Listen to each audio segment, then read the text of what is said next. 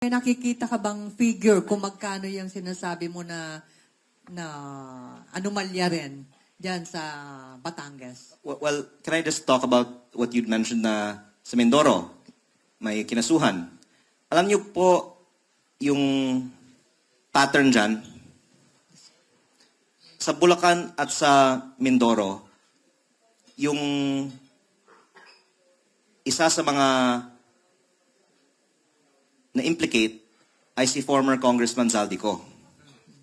Tapos sa Davao Occidental, I think meron din. At ang isa sa mga na-implicate ay si Diskaya. Tila,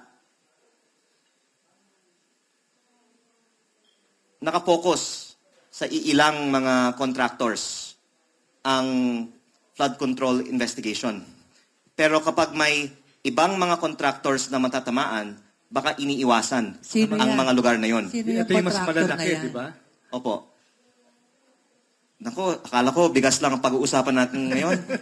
Sino yung contractor na yan? Pero, sabi mo, baka mas malaki pa. Ang masasabi ko po, sa Batangas, kakunti lang naman ang mga proyekto ni Zaldico at ni Diskaya.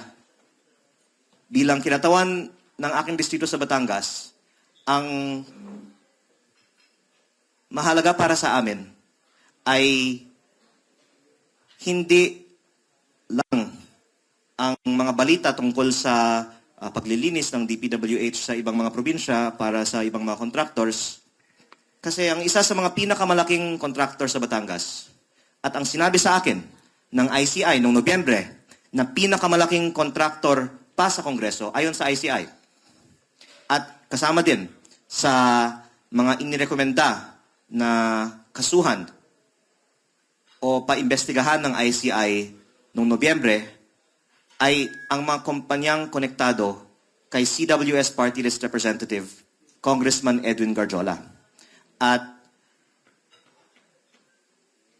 ang pagkakaiba dyan, si Zaldico ay hindi na congressman. Si Diskaya ay hindi naman congressman.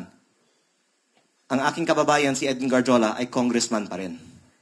Kaya, nalulungkot din ako na maraming mga senador na nagiging focus na rin ngayon sa media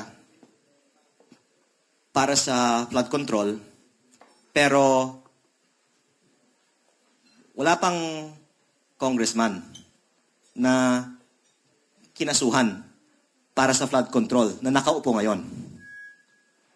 Nag-iingat po ako sa mga salita ko ngayon kasi daming mga galit sa akin sa Kongreso. Pero I'm just stating facts po.